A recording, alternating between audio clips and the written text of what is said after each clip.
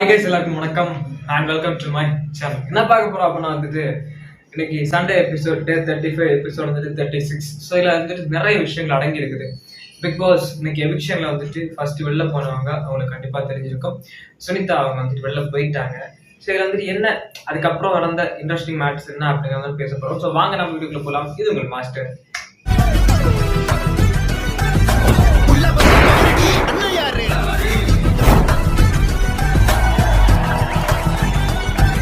அந்த ஒரு டே மாதிரி உள்ள ஒரு கன்சல்ட் பண்ணி முக்கியமான மேட்டர் மட்டும் டெலிகாட் பண்ணுவாங்க அந்த இதுல ஸோ அப்போ அதுல என்ன நடந்துச்சு அப்படின்னா இந்த ஹோல் அந்த ஏபிபி மேட்டர் இருக்குல்ல, அந்த ஏபிபி மேட்டர் ஈகோனால தான் முத்து சொல்றாரு. ஈகோனால தான் இந்த அளவுக்கு ஆனதுக்கான காரணமே ஈகோனால தான். அது யாரோட ஈகோ அப்படின்னா ரஷிகாவோட ஈகோ அப்படின்னு. ஸோ இது என்னோட கருத்துப்படி என்கிட்ட கேட்டீங்க, இது உன்னோட கருத்து என்னப்பா அப்படின்னு என்கிட்ட கேட்டீங்க அப்படின்னா இது இது அப்படிலாம் கிடையாது. இது அவங்களோட ஈகோனால கிடையாது. இது அவங்களோட ஒரு ஒரு மாதிரி ஐயோ அப்படிலாம் கிடையாது. அந்த மாதிரிலாம் இல்லை. இதுல முக்கியமான மேட்டர் என்ன பண்ணா நீங்க அங்க போய் நம்ம இது பண்ணோம் அப்படின்னா பழக்கமாயிடும், இது பொதுவா ஆயிடும், அது பண்ணியே ஆகும், அப்படி மாதிரி ஆகும் அப்படின்னு நீங்க நினைச்சீங்க அப்படின்னா அதே மாதிரிதான் அவங்க அந்த பொண்ணுங்க இங்க உட்காந்து பண்ற போது எல்லாமே பழக்கம் மாதிரி தான் ஆயிடுச்சு. பாய்ஸுக்கு நம்ம பண்ணிதான் ஆகணும் அப்படின்னு. ஸோ அப்போ 4 வாரத்துக்கு அப்புறம் ஒரு விஷயம் அவங்களுக்கு ஸ்பார்க் ஆகி அது திரும்ப சரி ஓகே நம்ம பண்ணலாம் அப்படின்னு அவங்க பண்றாங்க அப்படின்னா ஸ்போர்ட்டிவா எடுத்துட்டு அதை பண்றதுல எங்க குத்துது அப்படின்னு எனக்கு தெரியல. ஸோ அது இல்லை இது பண்ணக்கூடாது அப்படின்னு நின்னது நம்ம முத்துக்குமரன் அண்ட் அருண். ஸோ இதுல எனக்கு தெரிஞ்சது ஒரு சில்லி மேட்டர். இந்த சில்லி மேட்டர் ஓகே அப்படியா அப்படின்னு அந்த இடத்துல டான்ஸ் ஆனே அப்படி பண்ணிருக்கலாம். பட் ஏன் அப்படி அது ஒரு 4 எழுத்தாங்க தெரியல. அதான் சாட்டர்டே நம்ம விஜய் கேட்பாரு. பட் என்ன பொறுத்த வரைக்கும் இது ஒரு மொக்கத்தானம். உண்மையிலே எனக்கு ஃபர்ஸ்ட் எல்லாம் ஒன்றும் தோணல இதை பத்தி. ஆனா இன்னைக்கு அந்த சண்டே அதை பார்க்கும்போது அவங்க அப்படி ஒரு கருத்து முன்வைக்கும் போது தர்ஷிக்காக தான் ஈகோ அப்படின்னு பாதிக்கப்பட்டவங்க தான் அதுக்கான ரெக்ரூட்மெண்ட் எடுப்பாங்க தெரியுமா. இப்ப நான் இதுல பாதிக்கப்பட்டேன் அப்படின்னா நான் தான் அதுக்காக ப்ரொடெஸ்ட் பண்ண, நான் தான் அதுக்காக கேள்வி கேட்பேன், நான் தான் அதுக்காக எல்லாம் நிக்க வைப்பேன். ஸோ அதே மாதிரிதான் அங்க நடந்தது என்னன்னா அவங்க பாதிக்கப்பட்டாங்க. எப்பவும் பண்ற டாஸ்க் தான். பட் ஒரு கட்டத்துக்கு மேல என்னடா இது அப்படி மாதிரி ஆனதுக்கு அப்புறம் தான் ஓ ஓ ஓ ஓ அப்படின்னு சொல்லி நம்மளே யூஸ் பண்ணிக்கிறாங்க. ஸோ அப்ப நம்ம நம்மளை யூஸ் பண்ணணும் அப்படின்றது அவங்களுக்கு தோணும். ஏன் எப்ப பாரு நீங்களே நல்லா இல்ல ப்ரோ, ரொம்ப கஷ்டம் ப்ரோ, ரொம்ப கஷ்டம் ப்ரோ. சரி நான் முத்துக்குமரன் சப்போர்ட் தான், முத்துக்குமரன் அருண் எல்லாருக்கும் சப்போர்ட், நான் பாய்ஸ் டீம் தான் நான். பட் ஆனா இதுல பாய்ஸ் டீம் கிடையாது. அவங்க ஒரு என்டர்டைன் பர்பஸா பண்றேன்னு சொல்லியிருந்தாங்கல்ல. ஸோ அப்பயே ஒரு என்டர்டைன் பர்பஸா பண்ணுவோம் அப்படின்னு சொல்லி பண்ணிருக்கலாம், ஒரு முன்னேற்பாடு எடுத்துக்கலாம். ஏன் அப்படி பண்ணல அப்படின்னு எனக்கு இன்ன வரைக்கும் புரிய மாட்டேங்குது. விஜய் சேதுபதி சார் உள்ள போன வீக் மம்மி லேட்டர், அம்மா லேட்டர், அப்பா லேட்டர், அக்கா லேட்டர், தங்கச்சி லேட்டர் அப்படின்னு ஒரு மாதிரி இன்னும் சேடா போச்சு.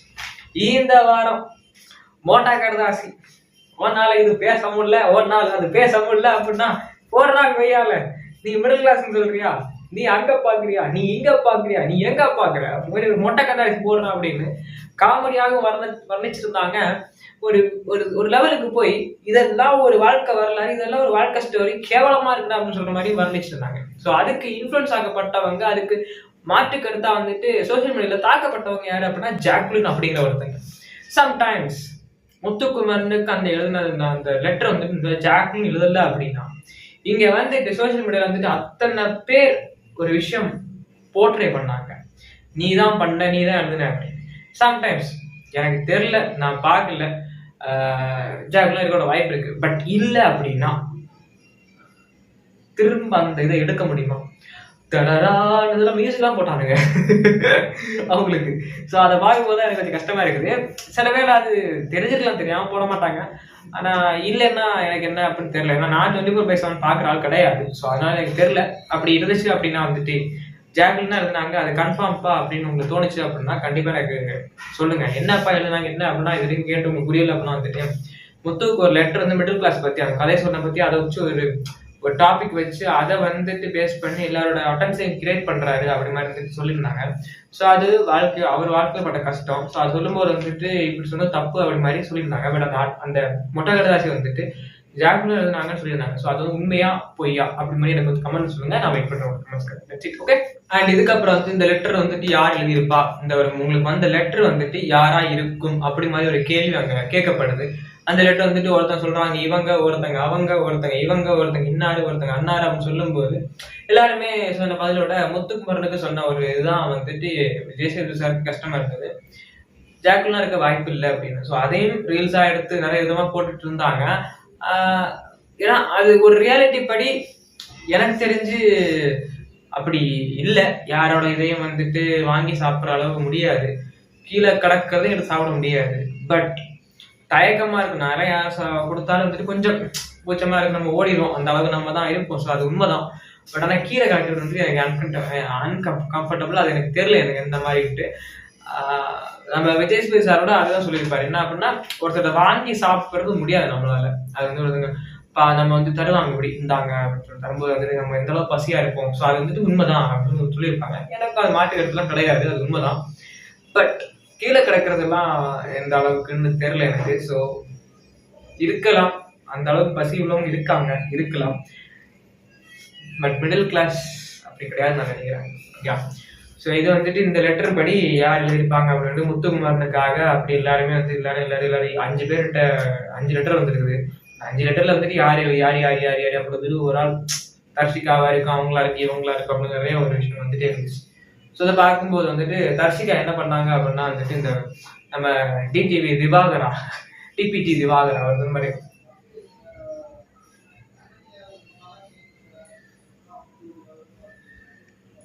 பண்ண உடனே நம்ம ரியா கேட்கிறாங்க, சாரி நம்ம சில விஜய் சேதுபதி கேட்கிறாரு, நீங்க ரசிகா ரியா பக்கத்துல உட்காந்துருக்கீங்களா இல்ல அவங்கதான் வந்துட்டு பண்ணிட்டு இருப்பாங்க. ஸோ அவங்க பக்கத்துல உட்காந்துருக்கீங்களா? சார் இருக்கலாம் சார். இல்லை சார், எங்க அருண் மார்க்கிங் பண்ணுங்க. போன சீசன்ல ஏதோ மார்க்கிங் மட்டும் நிறைய பிரச்சனை வந்துச்சு. பட் இந்த சீசன்ல வந்துட்டு பண்ணுங்க அப்படின்னு சொல்லும்போது அவர் வந்துட்டு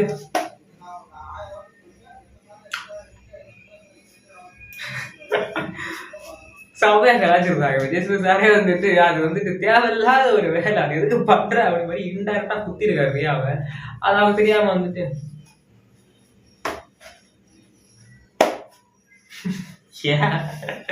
ரியா இனிமேலாவது வந்துட்டு அதை பண்ணாம இருப்பான்னு நினைக்கிறோம். கேமரா பார்த்து பேசாம இருப்பாங்க நம்ம எதிர்பார்க்கலாம்னு தோணுது.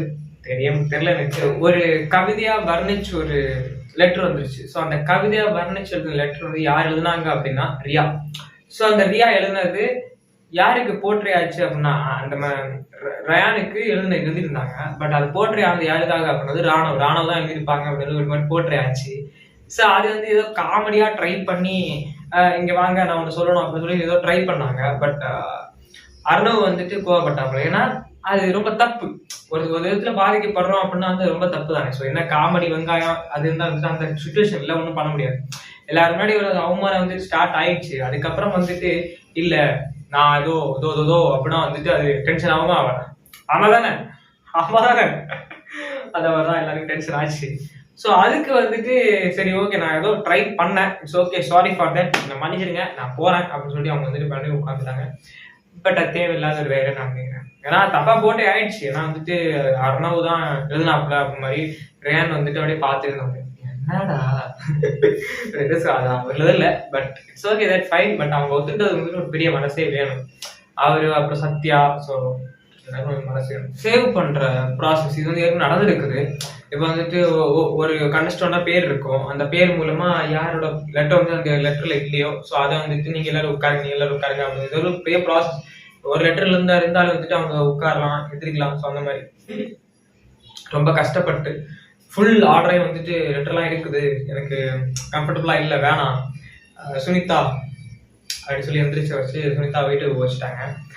அண்ட் வந்துட்டு மற்ற மாதிரி இந்த இன்னொரு விஷயம் என்ன அப்படின்னா அந்த பிஹேவியர் என்ன மாற்றணும், யார்கிட்ட யார் மாற்றணும் அப்படின்னு கேட்கும்போது ஓவரால் எல்லாருமே வந்துட்டு என்ன சொல்லியிருந்தாங்க அப்படின்னா நம்மளுடைய ஜெஃப்ரி அண்ட் வந்துட்டு ரியா அண்ட் வர்ஷினி, ஸோ இவங்கெல்லாம் சொல்லியிருந்தாங்க. இவங்க என்ன சொன்னாங்க அப்படின்னா ஒரு மாதிரி ஒஸ்ட் பிஹேவ் சென்ஸ் அண்ட் நாக்க சொல்லிட்டு அப்படி இப்படி போகிறது ஜெஃப்ரி, அந்த ஆட்டிடியூடை மாற்றிக்கணும். அண்ட் வந்துட்டு வேற என்ன அப்படின்னா இட்ஸ் லைக் வர்ஷினி வந்துட்டு கேர்ள்ஸ்க்காக விளையாடணும், அவங்க பாட்டுக்கு ஏதோ அப்படின்னு வந்துட்டு ஒரு ரியாக்ஷனே கொடுக்காம விளையாடிருக்காங்க. சௌந்தர்யா வந்துட்டு பண்ணுறது அப்படிதான் பேசிட்டு இருக்கும்போது இப்பெல்லாம் பண்றது வந்து கொஞ்சம் மாத்துங்க அப்படி மாதிரி வந்துட்டு விஷயம்லாம் ரிக்வஸ்ட் கொடுத்துருந்தாங்க. ஸோ என்ன பண்ணுறது அது ஒரு ட்ரூவான விஷயம். ஸோ அதை வந்து மாற்றிக்கிறது நல்லது தான். அண்ட் தீபக் அப்புறம் வந்துட்டு இந்த பிஹேவியர் எக்ஸ்பீரியன்ஸ் வந்துட்டு படிக்கிறது உனக்கு தெரியல அது ஒரு பெரிய பிரச்சனை ஆச்சு ஜாக்லின் தீபக்கு. ஸோ அது வந்துட்டு ரூட் பிஹேவியரா சொல்லாம கொஞ்சம் சொல்லிருக்கலாம், சைலண்டா சொல்லிருக்கலாம். பட் அவர் அட்டென்ஷனே வந்துட்டு அப்படிதான் இருக்குன்னு நினைக்கிறேன். அவர் அப்ப சொன்ன வந்துட்டு நம்ம ஜாக்லின் ஒரு மாதிரி மேனிப்புலேஷன் வந்துட்டு நம்ம தலைவரே பண்ணிட்டாப்ல, விஜய் சேதுபதியே பண்ணிட்டாப்ல மேனிப்புலேஷன்.